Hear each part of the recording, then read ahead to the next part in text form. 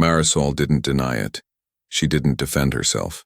When 3 customers stood up and pointed at her, calling her a thief, she simply froze, like someone who has already learned that sometimes the truth doesn't matter when it comes from the wrong mouth. The manager's voice sliced through the restaurant, sharp and humiliating, while diners turned to watch the spectacle. But none of them noticed the man at the corner table, the one who never looked away. The Tycoon no one recognized. He saw the folded paper tucked beneath the tablecloth, right where the accusations had started. A note someone wanted hidden. The moment he picked it up, the atmosphere shifted, because whoever set Marisol up never imagined the evidence would land in the hands of the one man powerful enough to burn the entire lie down. The dining room glowed with its usual Friday night sheen. Warm amber lights, polished cutlery reflecting soft gold, and the low hum of conversations layered like a delicate fabric stretched over the room. But beneath all of that elegance, Sophia felt the familiar tightening in her chest, a quiet pressure she'd learned to live with. Fridays were unforgiving. They didn't leave room for mistakes, much less for someone like her, someone who blended into the uniform but never into the world that sat at those tables.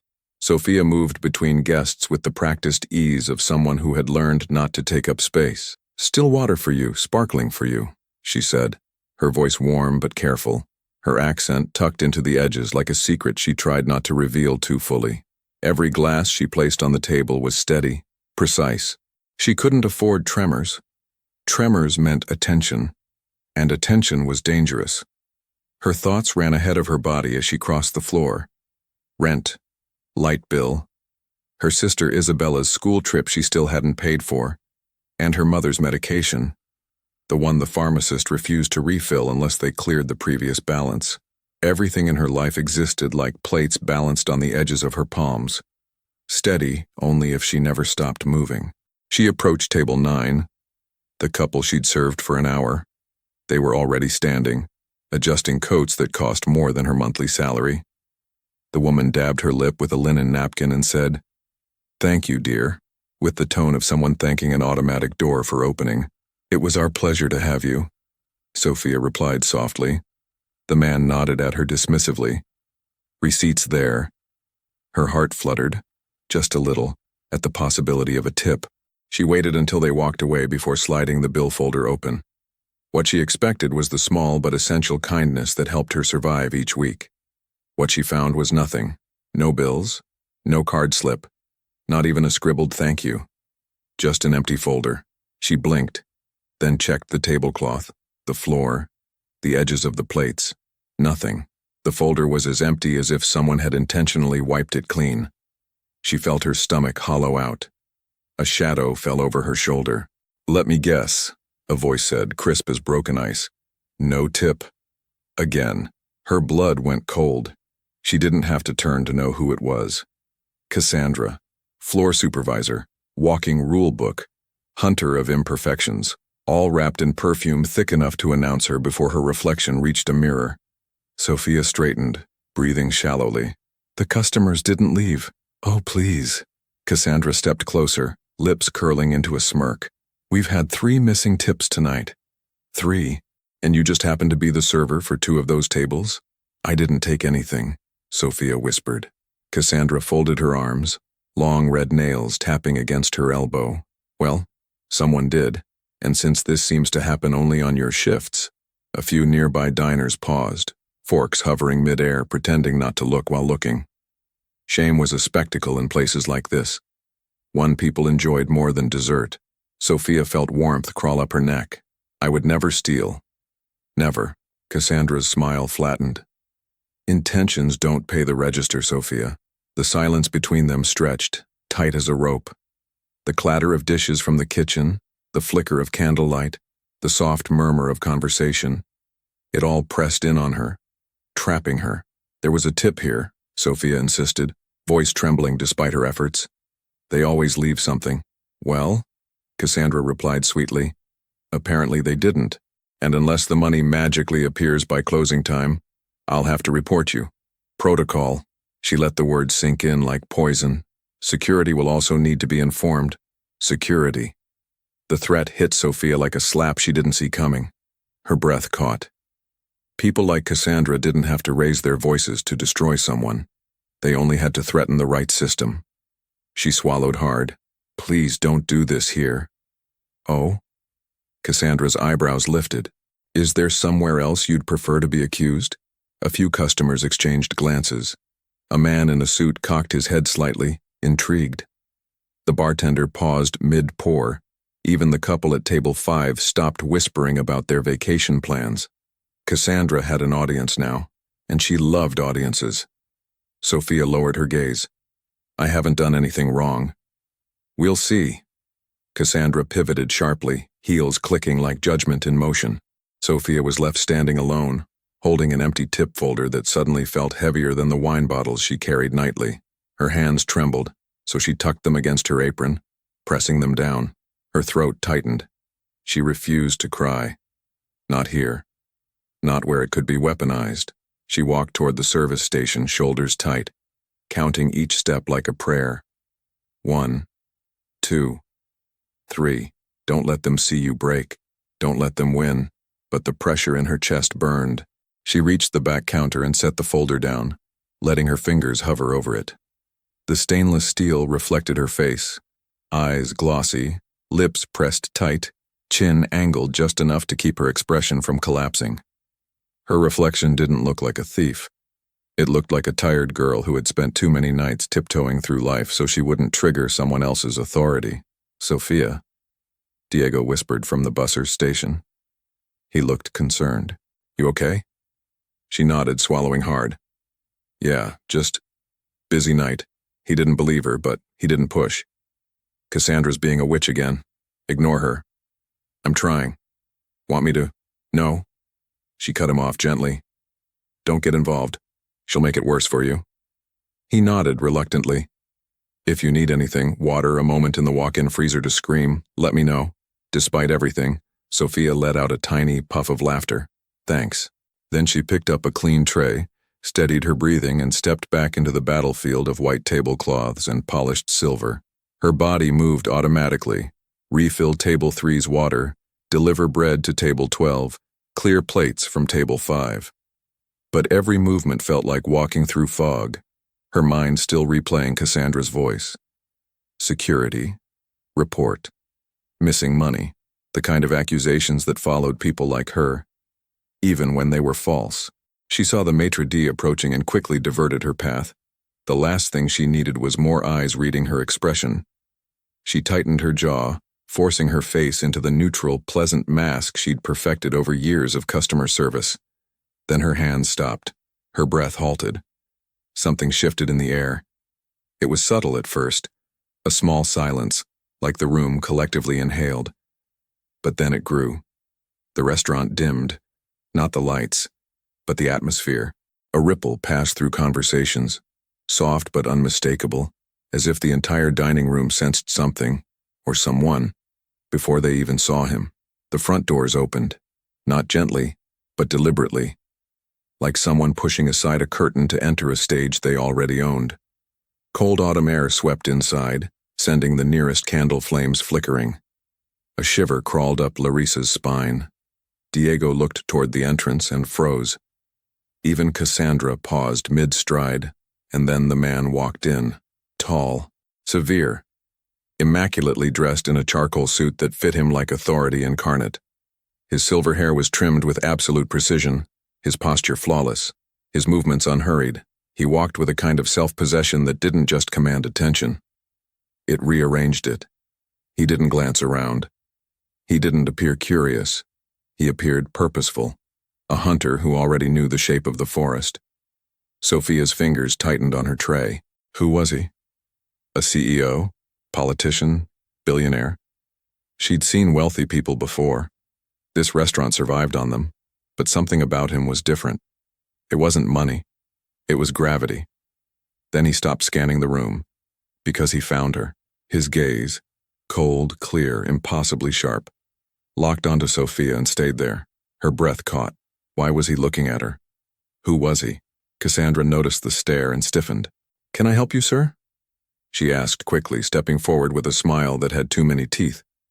The man didn't look at her. He walked right past her, straight to Sophia. The room leaned toward them, silent, expectant. He stopped 3 feet from her, close enough for her to see the faint scar near his jawline, close enough to smell the subtle cedar in his cologne, close enough for the weight of his presence to sink beneath her skin. Sophia's heart hammered. "Good evening, sir. How can I—" "Sofia Alvarez," he said, her full name, spoken perfectly, not from a badge, not from a schedule, not from a guess. He knew her name, her real name. The restaurant disappeared in that moment. The noise faded, the lights dimmed around the edges. It was just him, just her. Her voice broke. How do you know my name?" His expression didn't change, but something in his eyes, the faintest shadow, shifted. "Because you were never meant to be accused tonight," he said quietly. Sophia took a step back. He continued, "And because whoever took that money didn't expect me to find the note they left under the table." The tray slipped in her hands. The room gasped. Everything she thought she knew, about tonight, about herself, about what would happen next, shattered in an instant, and that was only the beginning. The tray hit the edge of Sophia's palm before she caught it, fingers trembling hard enough to make the glasses rattle. One slipped sideways, clinking against another, a small sound that felt enormous in the silence his words created. Her breath stuck somewhere between her ribs, tight and painful, like her body couldn't decide if it needed to inhale or run. The man didn't flinch. He didn't soften or offer a reassuring smile. He simply watched her, calm, alert, studying her like someone trying to confirm the last piece of a puzzle he'd already solved. The scar near his jaw didn't move, but the intensity in his gaze deepened, as if he'd stepped closer without physically moving. The room remained suspended around them, forks half raised, conversations sliced cleanly in half. Cassandra standing behind him, her smile cracked in disbelief. Someone whispered near the bar. The maitre d' slowly lowered his menu pad, eyes narrowing with suspicion he didn't know where to direct. Sophia couldn't find her voice. She felt heat spreading beneath her skin, embarrassment mixing with an unfamiliar kind of fear. Fear that didn't come from guilt, but from the sudden possibility that he knew things she didn't, things she thought were private, things she tried her entire life to keep quiet. The man lifted a hand, not threatening, not gentle, just deliberate. He placed a folded slip of paper on the nearest empty table. Its presence was too quiet, too modest, considering what it implied. A single note capable of unraveling every accusation spoken about her tonight. Her eyes darted toward it. Cassandra lunged. "I'll take that," she snapped, reaching out with a hand so quick it looked instinctive. Not protective, but panicked. He placed 2 fingers on the note before she could touch it. The movement was soft. The message was not. Cassandra's hand froze mid-reach, suspended in the air like a trapped insect. Color drained from her face as she realized what everyone else did. The dynamic of the room had shifted permanently, and she was no longer the predator. "You will not touch this," he said, not loud, but the kind of voice that felt impossible to disobey. Cassandra stepped back, her facade crumbling. "Sir, with all due respect—" "None is due," he replied. The maitre d' inhaled sharply, as if he'd watched someone break a physical law. Diego stared in open awe. Sophia felt the ground tilt beneath her. The man wasn't done. He slid the note closer to her. This was left under the edge of the linen at table 9, right where the accusations began. She swallowed. What does it say?" He didn't answer. He waited. Not for her. For everyone. Until the silence turned electric. Then he spoke the words with surgical precision. "It says, 'Take this.' She won't question a missing tip. She needs the money." Gasps scattered across the dining room like sparks. A woman near the window covered her mouth. The couple at table 12 exchanged horrified looks. Even the bartender paused with a wine bottle in mid-tilt. Sophia felt her knees weaken. Someone had scripted her humiliation. Someone had written it down. Someone had planted it. Her throat tightened until breathing hurt. She looked at the note but didn't touch it, as if her fingerprints might contaminate the truth finally working in her favor. The man watched her reaction closely, not with pity, but with a detached kind of awareness, as though he were cataloging every micro-expression for reasons she couldn't yet understand. Cassandra tried again, her voice trembling now. "Sir, this is highly irregular. If you're accusing one of our customers, I'm accusing no one," he cut in. "I'm revealing what someone hoped would never be found." His tone was unnervingly calm, but his eyes carried something sharper, resolve forged long before tonight. Resolve that had nothing to do with Sophia, and everything to do with whatever he had arrived here to do. Sophia touched the table to steady herself. The linen felt cold beneath her palm. Her heartbeat thudded in her ears, a pulse of disbelief and rising dread. Whoever wrote that note had assumed she would take the fall. They knew she was vulnerable. They knew her life depended on the small kindnesses others left behind. She forced her voice out. "Why? Why are you helping me?" He studied her for a long moment. Expression unreadable. "Because lies like this don't happen by accident," he said quietly. "And because someone thought you would be the easiest one to blame." His words pushed through her like a blade wrapped in truth. Before she could respond, a chair scraped loudly nearby. A man from an earlier table, a regular who often left small tips and big opinions, stood with a defensive posture. "I don't know who you are," he said to the Tycoon, "but you can't just walk in here and accuse people. Maybe she's been stealing for weeks. Management clearly knows something." Cassandra straightened, encouraged, ready to reclaim her ground. "She's been involved in multiple missing tips tonight," Cassandra said quickly. "I was just following protocol." The man's gaze slid to her slowly. Cassandra's breath hitched. "Is protocol also leaving staged evidence under a table?" he asked. Her mouth opened. No words came out. He stepped closer, not threateningly, but with a precision that made the air around him sharpen. "Or is protocol humiliating your staff publicly instead of handling inconsistencies privately?" the diners murmured. The maitre d' took an involuntary step back. Cassandra's eyes darted around, searching for anyone to support her, but no one moved. Not after hearing the note, not after seeing the Tycoon's demeanor. She stuttered. I didn't plant anything." "I never said you did," he replied, "but your eagerness to accuse her speaks for itself." Her face flushed an uneven red. Sophia felt a strange sensation bloom inside her, relief mixed with fear, like watching a storm tear off the roof of the house that trapped you. Without knowing where the debris would land, the man's attention returned to her, softer now. "You didn't deserve this." Her breath faltered. No one had ever said that to her in a moment like this. Not bosses, not customers, not even friends trying to comfort her after rough shifts. She didn't know how to hold the words.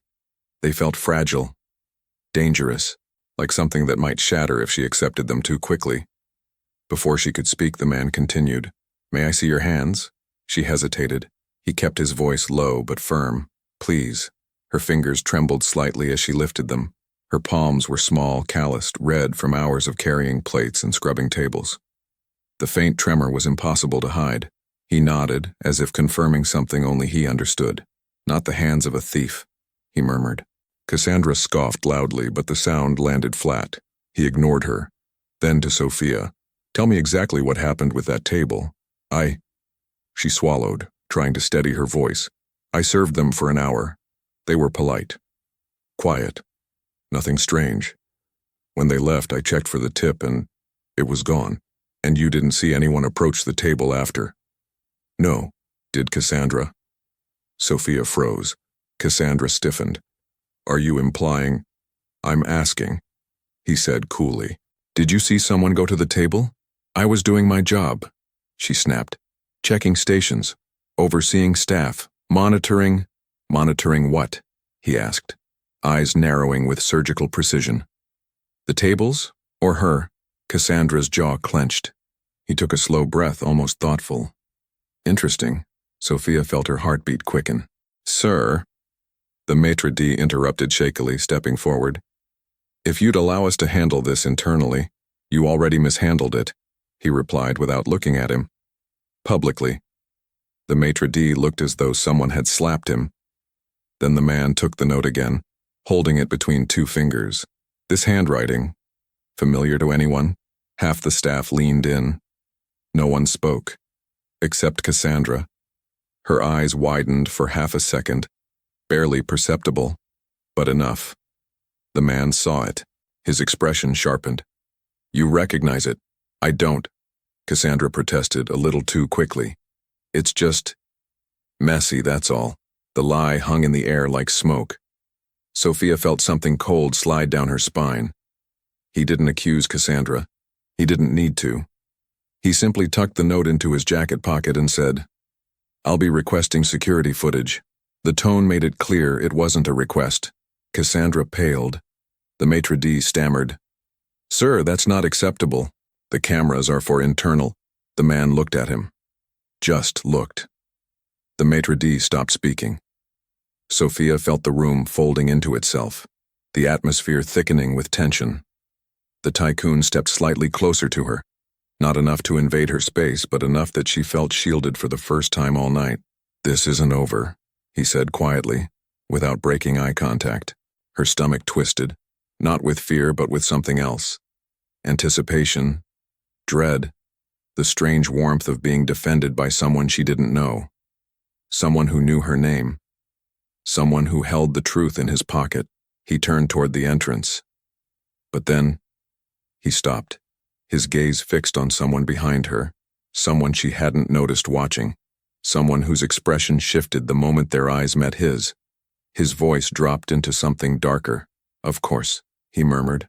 Sophia turned slowly, and when she saw who he was staring at, her breath left her in a single sharp exhale. The real reason tonight had unraveled was standing right there, watching her, waiting, and smiling. The smile was small, too calm, too perfectly timed.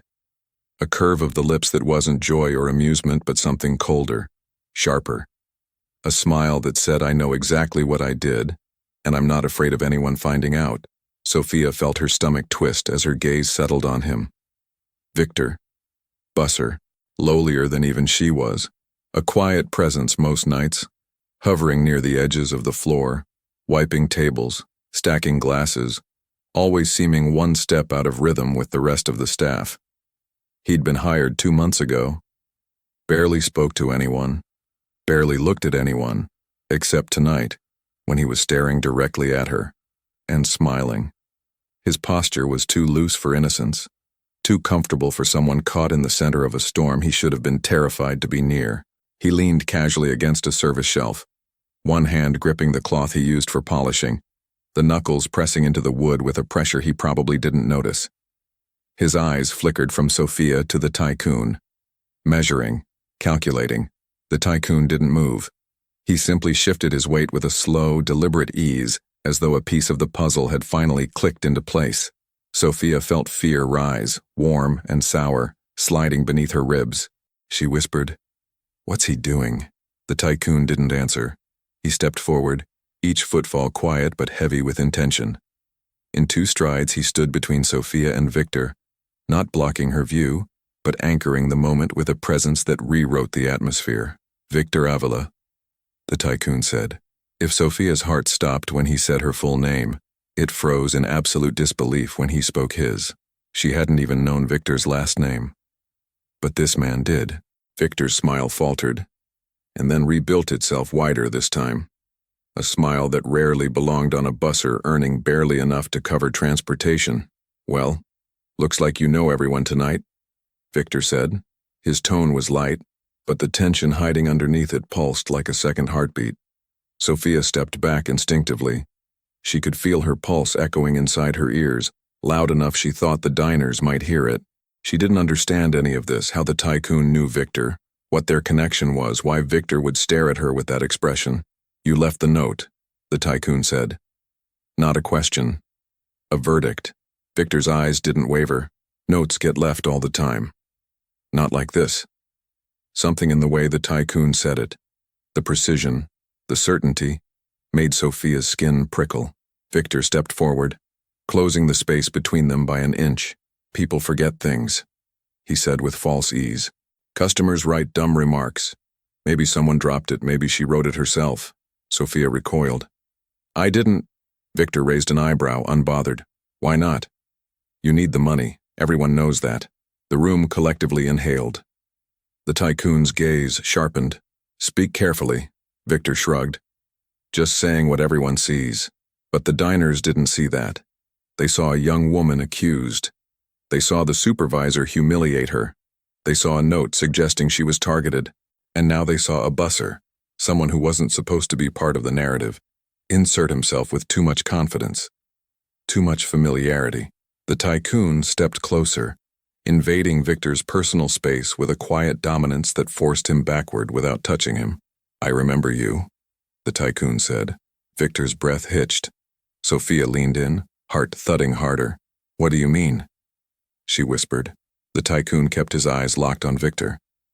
"We crossed paths before," Victor scoffed. "You think I'd forget a man like you? No offense, but billionaires don't exactly blend. You weren't supposed to see me." Sophia felt a tremor move up her arms. Whatever history they shared, it wasn't small, it wasn't accidental, it wasn't harmless. The Tycoon tilted his head slightly. "You were following someone." Victor's smile vanished. "You trailed him into a parking garage," the Tycoon continued, voice low, controlled. "You waited, you watched. And when you realized he wasn't alone, stop." The word came out harsher than Victor intended. Sophia's breath caught. A few diners gasped softly. Cassandra covered her mouth, her eyes wide. The Tycoon went on, unshaken. "You left before things escalated, before the police arrived, before anyone could question why you were there." Victor's jaw tightened. "You don't know what you're talking about." The Tycoon's stare didn't blink. "You're lying." Sophia grabbed the edge of a table to steady herself. She didn't know what was happening, but the weight of the Tycoon's words felt too heavy, too specific, too deliberate to be a guess. Victor stepped back. His cloth slipped from his hand. He noticed. Everyone noticed. "You don't know me," he said quietly. "You don't know anything. I know enough to recognize a pattern," the Tycoon replied.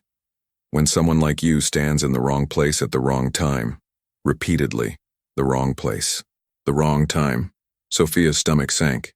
This wasn't about a tip anymore. This wasn't about her. Something far larger was bleeding into the night. Victor's eyes flicked toward the exit. Just once. Just enough. The Tycoon caught it. "No," he said. Victor froze. Sophia's throat tightened. "Why is he doing this? Why target me?" The Tycoon turned slightly, not looking away from Victor but letting his voice reach her. "Because people like him don't risk exposure unless they're desperate, and desperate men look for easy scapegoats." Victor laughed softly, but the sound didn't match his eyes. They darted too fast, searching for escape, for an ally, for anything. "So that's what you think I am?" Victor asked. "Desperate? You left a note," the Tycoon said. "That was your mistake. You never planned on handwriting being seen." Victor's facade cracked. "You don't know who I was writing to. Then say it," the Tycoon challenged. "Say who it was for." Victor clenched his jaw so tightly the muscles twitched. Sophia whispered, "Why can't he answer?" Because guilt never looked like silence. It looked exactly like this moment. A man calculating whether truth or a lie would cost him less. "I don't owe you anything," Victor said. "Either of you."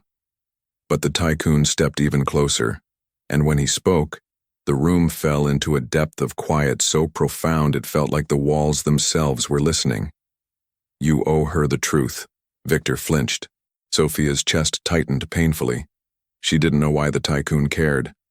She didn't understand how she was part of whatever this was. She only knew her life was dangling on the edge of a note she hadn't written, and a stranger who shouldn't have known her name but somehow did. Victor didn't answer. He turned away. Walked.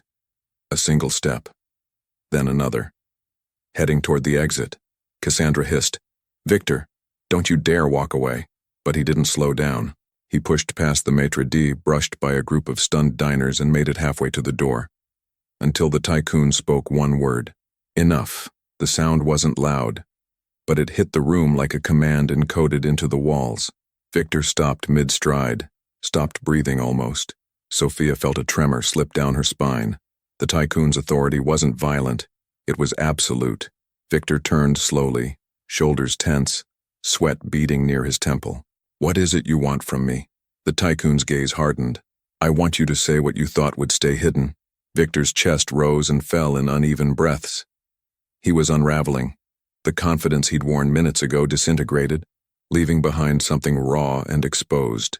Sophia felt heat sting her eyes, not because she pitied him, but because she feared what his silence implied.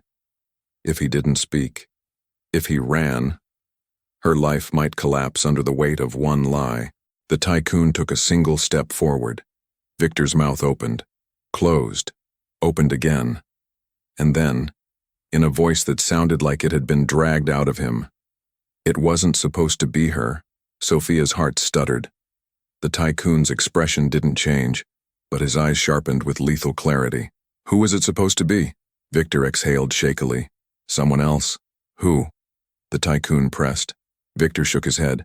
"I can't. You don't understand." The Tycoon's voice dropped into something quieter, darker. "Make me understand." Victor looked at Sophia then, really looked at her. Shame flickered across his face.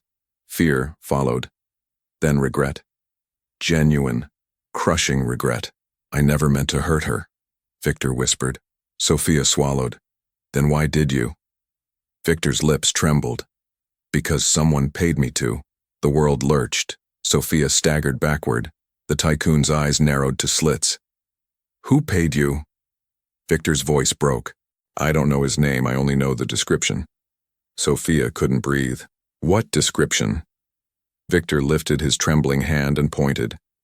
Not at a customer, not at the door, not at the Tycoon. He pointed at someone behind her. Someone Sophia had trusted. Someone who shouldn't have been anywhere near this moment. She turned slowly, and when her eyes met the person standing there, watching her, expression frozen, guilt leaking through the edges, her entire body went still, because the person who paid Victor was Diego, her friend, the one who comforted her, the one who told jokes to keep her sane, the one she thought would never betray her. The room dissolved into silence, and Sophia felt the ground finally give way beneath her feet. For a second, Sophia couldn't breathe. The room seemed to shrink around her, walls bending inward, the polished floor tilting just slightly, as if the building itself had heard Victor's accusation and didn't know which way to lean. She blinked once, twice, trying to force the world back into focus. Diego stood only 10 feet away, yet he felt impossibly distant, like someone glimpsed through smoke. He wasn't running, he wasn't denying, he wasn't even surprised.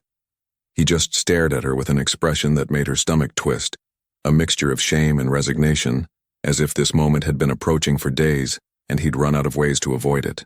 Her voice cracked softly. "Diego, why?" His shoulders lifted barely, as if he'd expected her to ask but still hoped she wouldn't. His hands trembled against the stack of napkins he'd been holding.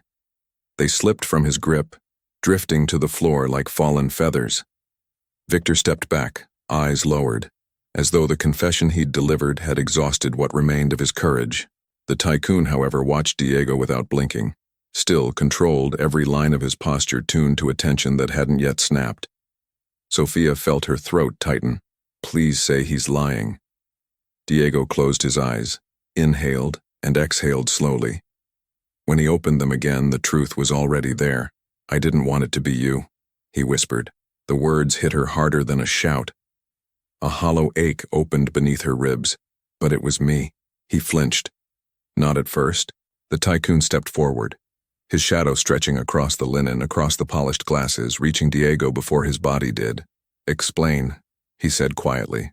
"I asked him to hit Cassandra," Diego replied, voice hoarse. "She steals. She humiliates everyone.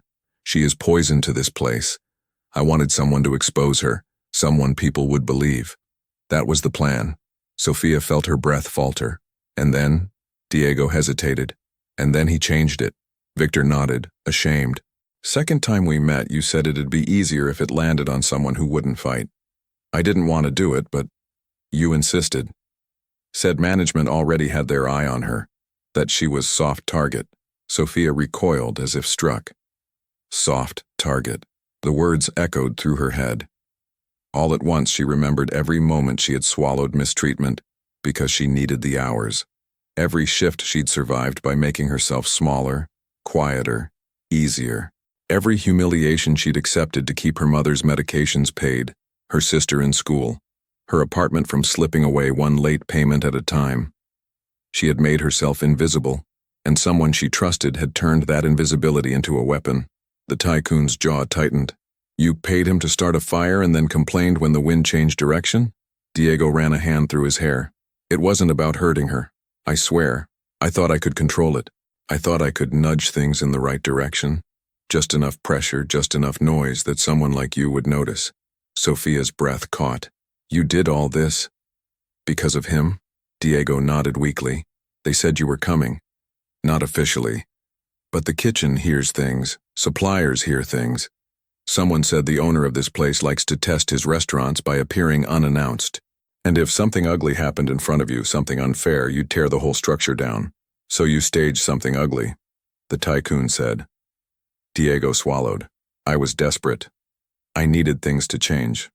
For me. For the team. Cassandra has been stealing from us for years.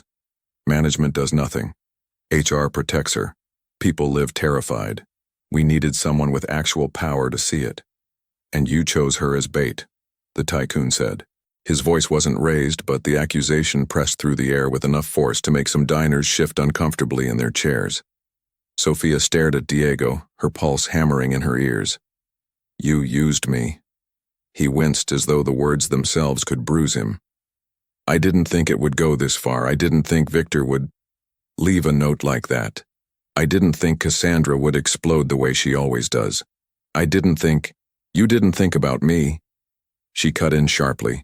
Diego's lips parted, but no sound came out. The Tycoon looked at Sophia, eyes steady.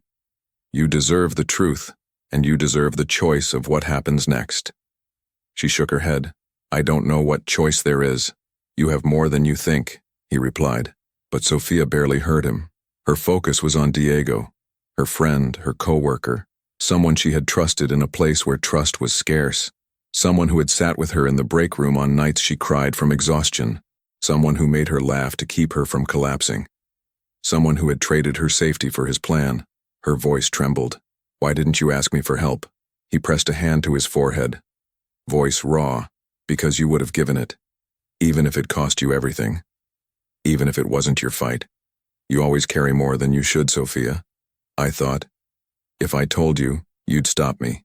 And we needed something big to expose them. So you used the one person who would have stopped you. She whispered. He closed his eyes. The Tycoon took a small step closer to her, not touching, but offering a steadying presence, like a column of unmoving shadow in a storm of shifting light. She didn't lean on him, but she felt the solidity of him behind her like an anchor keeping her from falling. Cassandra suddenly snapped. This is ridiculous. He's lying because he got caught. I didn't steal anything. I run this floor. And if she pointed sharply at Sophia, hadn't been so dramatic. You humiliated her publicly, the Tycoon said without looking at her. Repeatedly. This is a high-end restaurant, Cassandra hissed. Standards matter. Yes, he replied calmly.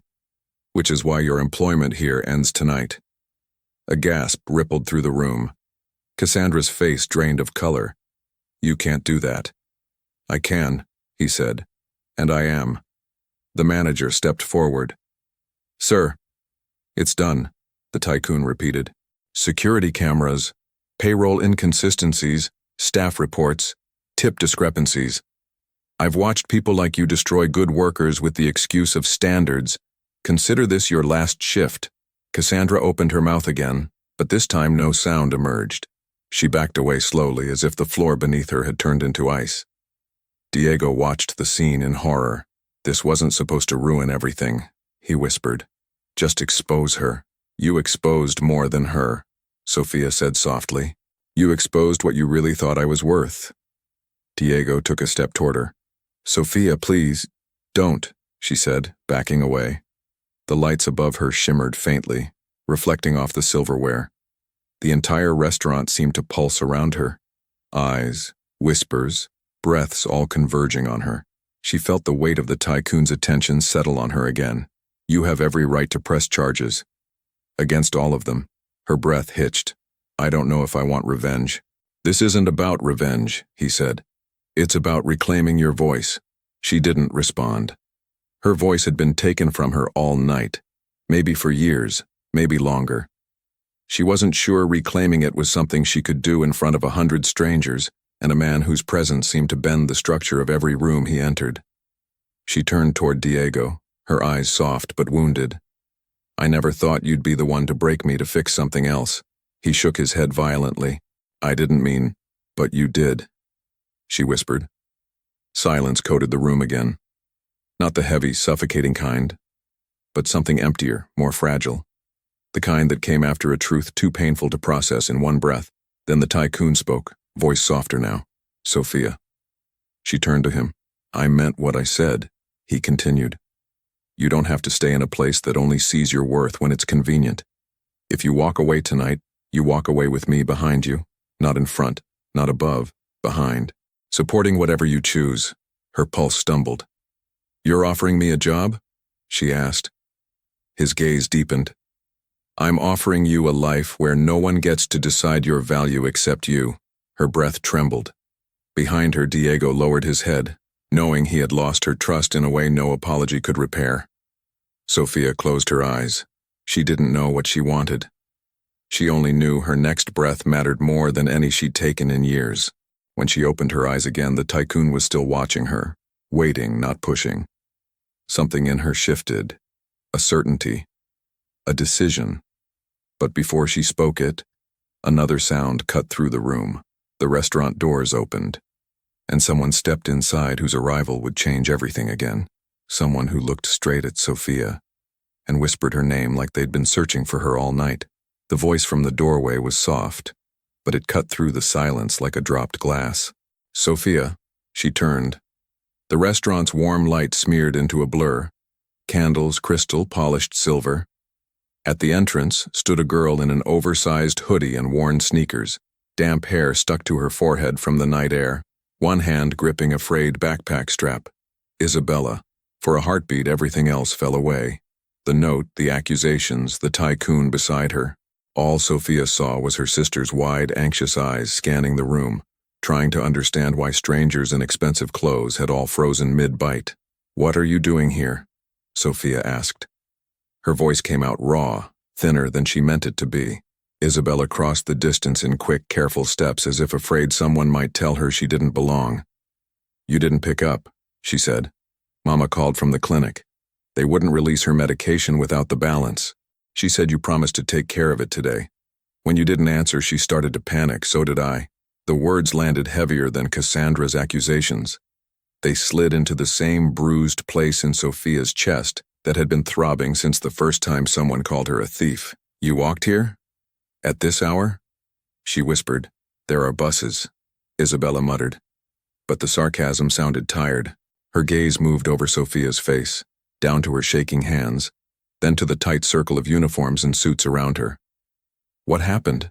Why is everyone staring like this is a show?" Before Sophia could answer, the man in the charcoal suit spoke, his tone gentler than it had been all night. "Because they tried to make your sister the villain," he said, "and it didn't work." Isabella's eyes snapped to him. She took in the suit, the posture, the way the manager and Cassandra hovered at the edges of his attention. "Who are you?" she asked. "Because you don't sound like a regular customer." "A customer," he said, "and an inconvenient witness to a lie." The steadiness in his voice made the air shift. Instinctively, Isabella stepped closer to Sophia, positioning herself half a step in front of her, as if a girl in a hoodie and cheap sneakers could shield her sister from the entire room. "You're okay?" she murmured without looking away from him. "I'm standing," Sophia said. "That's as close as I get tonight." The attempt at humor fell between them, thin and brittle. "Mama's going to faint when she hears about this," Isabella whispered. "She won't," the man said, "because she won't hear the worst parts from anyone but her daughters." Isabella shot him a wary look. "You talk like you own this place." He didn't blink. "I do." The manager flinched and a thin murmur ran through the staff like wind under a door. Sophia's stomach dropped. Of course he did. It explained the way the room bent around him. "You own it?" "Among others," he said. Then to Isabella, "Your mother's medication. How much is the balance?" "Why does that matter to you?" Isabella asked, chin lifting. "Because it matters to her," he answered, inclining his head toward Sophia. "And because that number has been controlling her choices all night more than any of you have." Isabella hesitated, then exhaled. $237, she said, plus late fees. The amount hovered in the air. Small to some, enormous to them. The man nodded once. That, he said quietly, is why they thought she wouldn't fight. People trapped by numbers like that don't make scenes. They apologize. They say thank you when they're humiliated. Cassandra shifted, as if the word humiliation had brushed against her. Who thought that? Isabella asked. The man glanced at Victor, then at Diego. Neither met his eyes. Sophia swallowed. He did, she said softly, nodding toward Diego. He paid Victor to set someone up. He says it was supposed to land on Cassandra. Somewhere along the way, I became more believable. Isabella stared at Diego. You? She whispered. You eat at our table. You hold Mom's hand when she gets dizzy. You said this place was killing you. And you chose my sister as collateral? Diego's face crumpled. I thought I could control it, he said. If something outrageous happened in front of him, his chin jerked toward the owner, he'd be forced to act. I wanted Cassandra exposed. I never meant. You never meant for it to hurt her that much, Isabella cut in. But hurting her was always part of the plan. Diego shut his eyes. The restaurant hummed with low noise. Clinking cutlery, a cough, a whispered, Dios mío. The man lifted a hand slightly. The murmur faded. Enough, he said. Not loudly, but the words seemed to land on every table. He turned to Sophia. You deserve more than an apology, whispered after closing, so I'll be plain. Her throat felt tight. Plain how? You have choices, he said. That is the first thing they ever took from you in this job. Tonight, you get them back. Isabella let out a short, disbelieving breath. What choices? Keep working for people who tried to destroy her or leave and lose the only income we've got? There are more than those two, he replied. If she stays, she does so with my protection. Her record cleared. A formal apology on file. Compensation for the damage done tonight. Cassandra gone. Victor fired. Management audited. That is non-negotiable. Gasps flickered through the staff like sparks jumping a gap. And if she leaves? Isabella asked. Then she leaves with an offer, he said. A salaried position with me, not carrying plates, listening, watching, making sure no one in my buildings is crushed the way she was almost crushed tonight. Sophia stared at him. You don't know me, she repeated. His eyes didn't waver. I know you were accused in front of a room full of strangers and your first instinct was to keep working so your tables wouldn't be neglected. I know you tried to defend yourself without turning on anyone else. I know you are still more worried about your mother's medicine than your own humiliation. I know enough. The words made something behind her ribs loosen and ache at the same time. Isabella's voice, when it came, was small. And the balance? Paid, he said, whether she accepts the job or not. Your mother's health is not a bargaining chip. Sophia blinked hard. Why? Because this place owes you, he said. This is my way of starting to pay what they never will. The manager started to speak. One look from the owner shut his mouth. Sophia's thoughts spun. She saw Knights counting coins on the kitchen table, folding receipts so the numbers looked smaller. She saw her mother hiding empty pill bottles.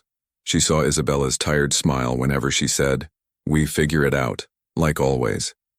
Like always, Sophia whispered. Isabella looked at her. What? That's what we say, Sophia murmured. When something breaks, we figure it out like always. And we do, Isabella said. We do. Sophia agreed. But I'm tired of, like always, meaning we get whatever's left after everyone else finishes eating.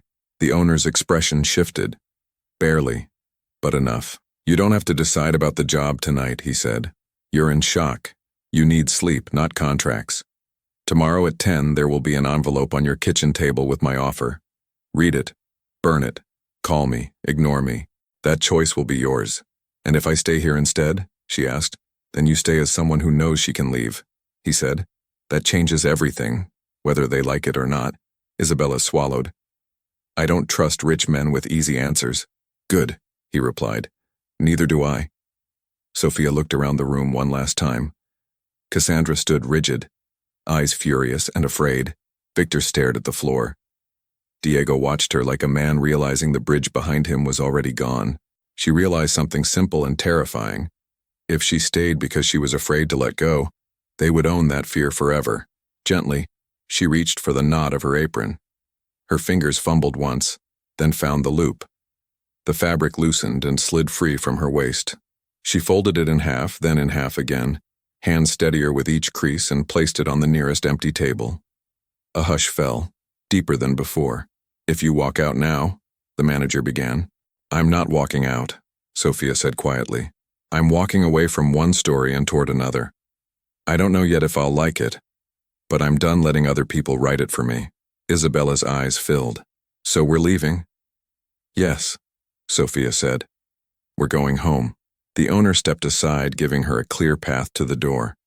He didn't reach for her or try to lead. He simply moved enough that nothing stood between her and the exit.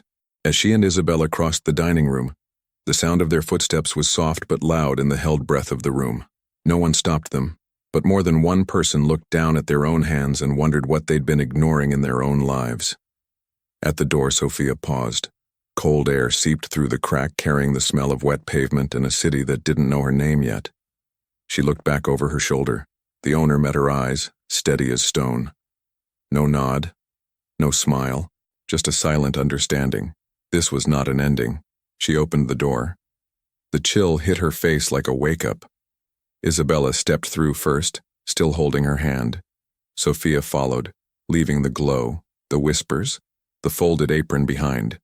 The door swung shut, and inside, in the sudden quiet, the owner finally turned toward the manager's office, ready to decide how much of this place would survive now that Sophia had chosen to stop merely surviving it.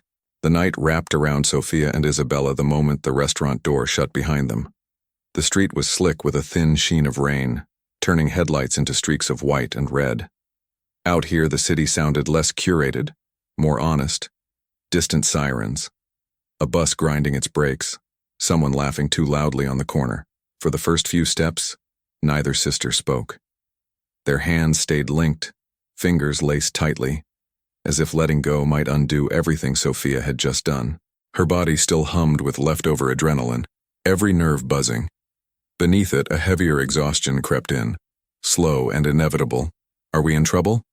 Isabella asked at last. "In what way?" Sophia replied. "Police trouble, job trouble, life trouble." Isabella kicked a pebble, watching it skid along the wet sidewalk. "You just quit in front of everyone." "I don't know yet," Sophia admitted. "But I know staying would have been another kind of trouble." They turned down the familiar street toward their building. Lower houses, laundromats with flickering signs, the smell of fried food leaking from a tiny late-night kitchen. Sophia's shoes squeaked faintly with each step. "You think he meant it?" Isabella asked. "About the balance, about the envelope. He didn't sound like someone who jokes about money," Sophia said. She could still see him in her mind, standing in that room like a man used to holding other people's fates and finally tired of watching the wrong ones fall. "Rich people sound like a lot of things," Isabella muttered. "That's why I asked for time," Sophia replied. "I don't want to be somebody's good deed." They climbed the stairs to their third-floor apartment, the familiar creak of each step greeting them. By the time Sophia reached the door, the adrenaline had faded enough to let the trembling return. She fumbled with the keys. Isabella noticed. "Hey," she said gently, covering her hand. "Breathe." Sophia inhaled, counted to 3, exhaled. The keys slid into the lock. Inside, the apartment was dim, lit only by light leaking from the hallway. It smelled of detergent and the faint herbal trace of their mother's tea. The small living room held its usual clutter. Textbooks on the coffee table, a blanket on the couch, a chipped mug in the sink. On the sofa, their mother slept uneasily, one arm over her forehead. Empty pill bottles lined the table like quiet witnesses. "She must have fallen asleep waiting," Isabella whispered. Sophia's chest ached. "Let her rest," she said. "We'll tell her in the morning." They moved quietly, shoes off, bags down, lights low. In the kitchen, Sophia poured herself water with shaking fingers and drank in quick gulps. Her reflection in the window looked older than it had that morning. Not restaurant tired, something deeper. "You were brave," Isabella said, leaning against the counter. "I was cornered," Sophia murmured. "Sometimes bravery is just what people call someone who ran out of ways to keep bowing their head," Still counts, Isabella replied. They sat at the small kitchen table, the one with the permanent wobble. Isabella pulled out a notebook and wrote a number at the top of the page, 237. Beneath it, rent, groceries, bus passes. Little empty boxes waited beside each word, their ritual, turning panic into lists. Tomorrow, Sophia said, tapping the page, we see if any boxes get checked without us breaking ourselves in half. And if they don't? Isabella asked. Then we do what we always do, Sophia replied. We figure it out, but not by going back there and pretending tonight didn't happen. You're really not going back, Isabella said. Sophia looked at her hands.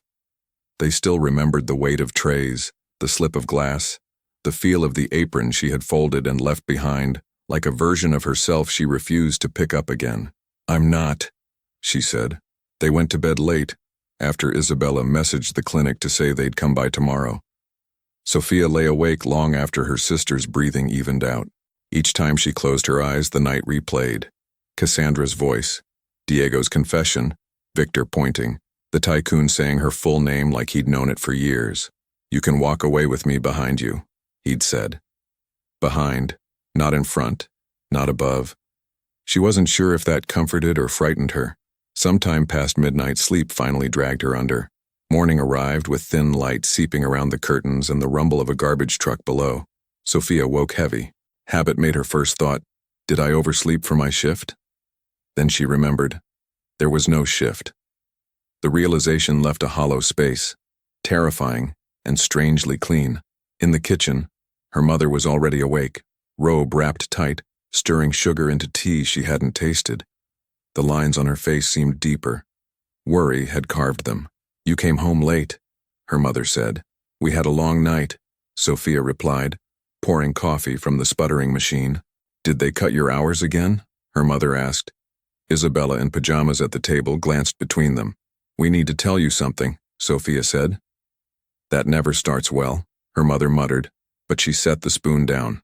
It's not all bad, Isabella said quickly. Just a lot. They told her in pieces. The accusation, the note, the owner. Cassandra exposed, Diego's part, the offer, the choice. Their mother listened without interrupting, only tightening her grip on the mug. When they finished, she stared at the steam rising and disappearing. You quit, she said. Yes, Sophia answered. You walked away from the only steady paycheck we have. Yes. Silence stretched, long and taut, thick with unspoken fear. Then their mother surprised them. Good, she said. Sophia blinked. Good? You stayed because of me, her mother replied. Because of the medicine. Because I taught you to be grateful for whatever they gave you, even when they stepped on your neck. That was my fear talking, not your future. Tears pricked Sophia's eyes. Mama, I don't trust rich men either, her mother went on. But I trust what I see in your face more than I trust that restaurant. You look scared, but you don't look small. The words hit somewhere she hadn't known was starving. What if he changes his mind? Isabella asked. What if there's no envelope? Then we're exactly where we were yesterday morning, her mother said. Only now we know what they're capable of when they think we have nowhere else to go. The building buzzer sounded, sharp in the small apartment. They exchanged glances. Expecting anyone? Isabella asked. No, Sophia said. Isabella pressed the intercom. Hello? A voice crackled through. Delivery for Sofia Alvarez. Her heart jumped. Send them up, she said, before she could second-guess it. A minute later, a knock. When they opened the door, a young woman in a black coat stood there holding a plain white envelope in a small pharmacy bag. Her expression was neutral, practiced. Miss Alvarez? She asked. Yes, Sophia said. These are for you, the woman replied, handing her the envelope, then the bag. Paid in full? By who? Isabella asked. The woman's mouth twitched, almost a smile. By someone who doesn't like to be late. He asked me to say you're under no obligation. Read what's inside. Decide in your own time. She left before they could ask more. Inside the bag were prescription bottles with their mother's name, a receipt stamped paid, balance 0.00. Inside the envelope was a single sheet of thick paper, no logo, just text, a job offer, salary, benefits, schedule. A role not as server, but as operations liaison. Someone who moved between locations, spoke with staff, reported directly to ownership about what actually happened behind the facade. At the bottom, a handwritten line. You have spent years learning how to survive broken systems. I'm offering you the chance to help redesign them. A. No last name. No need. Sophia read it twice. Her mother sipped her tea. That's not nothing, she said. It's a lot. Isabella breathed. Sophie. This is real. Do you want it? Her mother asked. Sophia looked out the window. The city kept moving. Buses, people, a kid on a skateboard. Somewhere the restaurant was setting tables for another night. Somewhere else a man in a charcoal suit was waiting to see if the woman he'd defended would stand beside him, or choose something else entirely. I don't know yet, she said, but for the first time, I think the decision might be mine. She set the envelope on the table next to the notebook with its empty boxes. For years, her life had been a ledger of things owed and endured in silence. Now, for the first time, there was a blank space, and what terrified her most was that she finally wanted to fill it. Sophia spent the rest of the morning in a slow, unsettled rhythm, moving through the apartment as if her body were catching up to the life she had stepped into. The envelope lay on the kitchen table like a quiet guest, its presence filling the small space with a weight she couldn't ignore. Isabella hovered near it constantly, as though afraid someone might reach through the window and snatch it away. Their mother folded laundry in the living room, humming softly, a sign she was worried but trying not to show it. The sunlight through the curtains painted warm rectangles on the floor. Everything looked normal, almost peaceful. Yet under that surface, Sophia felt a faint trembling, the kind that happens right before a person realizes they're no longer the version of themselves they've been carrying for years. By noon, Isabella nudged her gently. We should eat. You didn't have dinner yesterday. Sophia nodded. They made simple sandwiches, bread, avocado, a little cheese. The kind of meal they'd shared hundreds of times.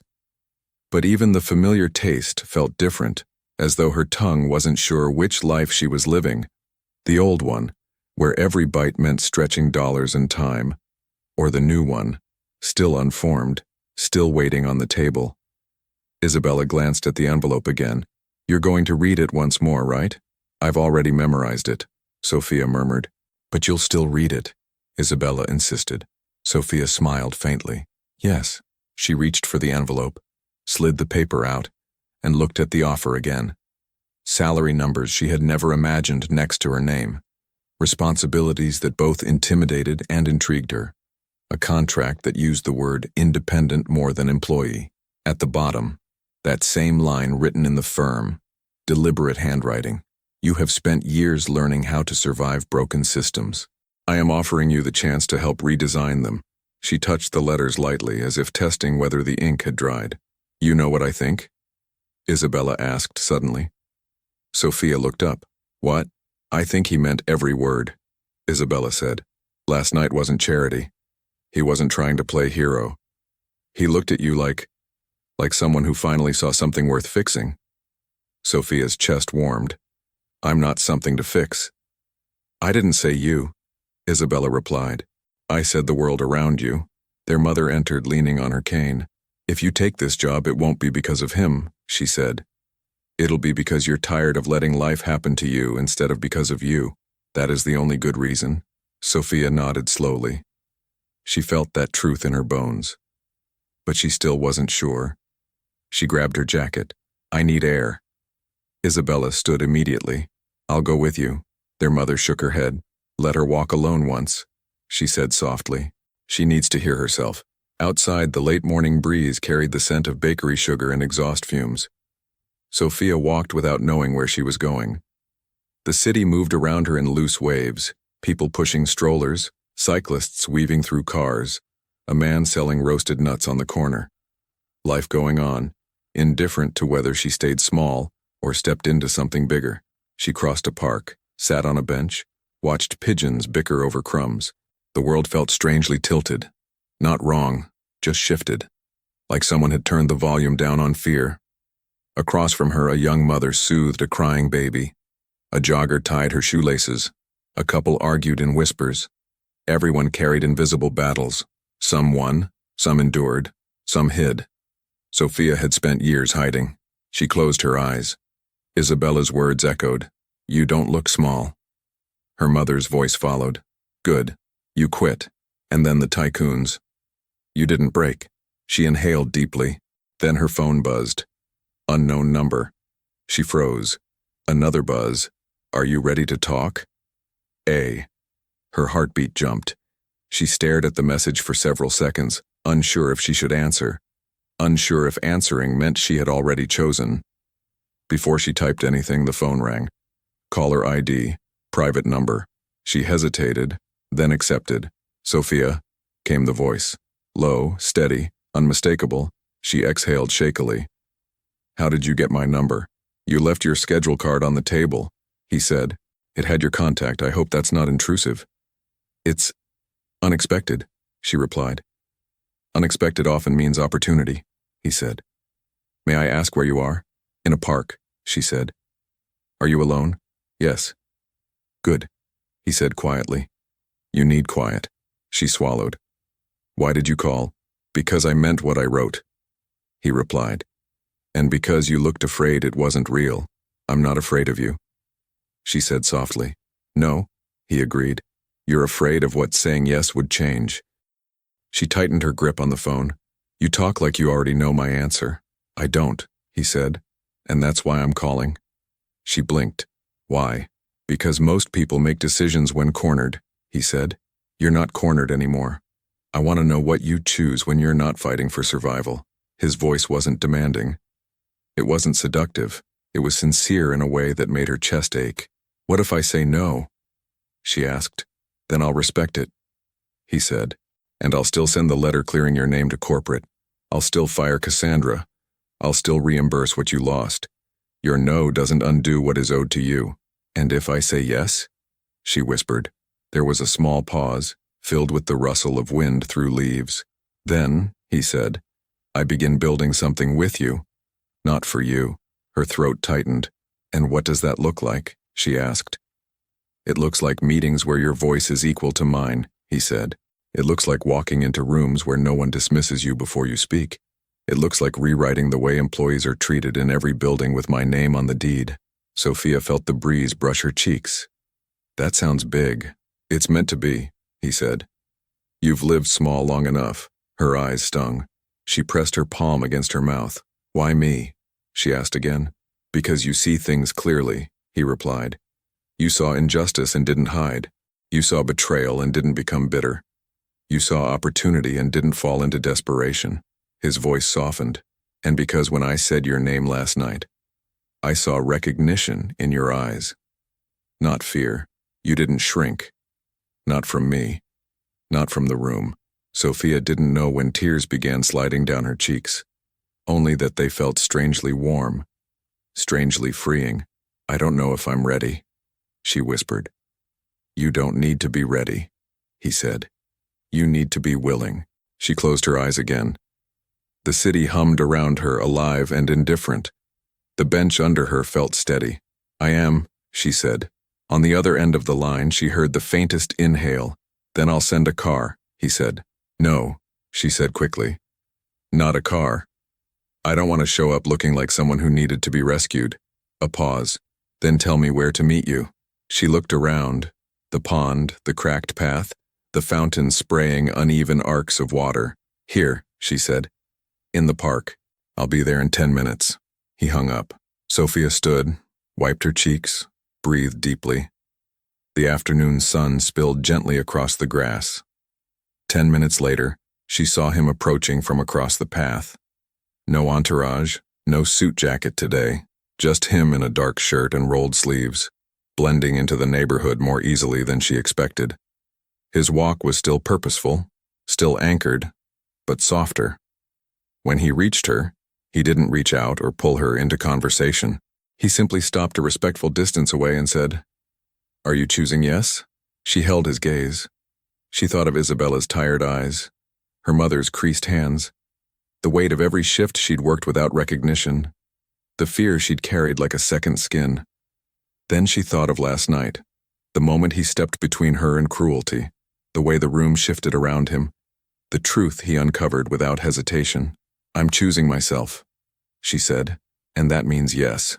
For the first time since she'd met him, something eased in his expression.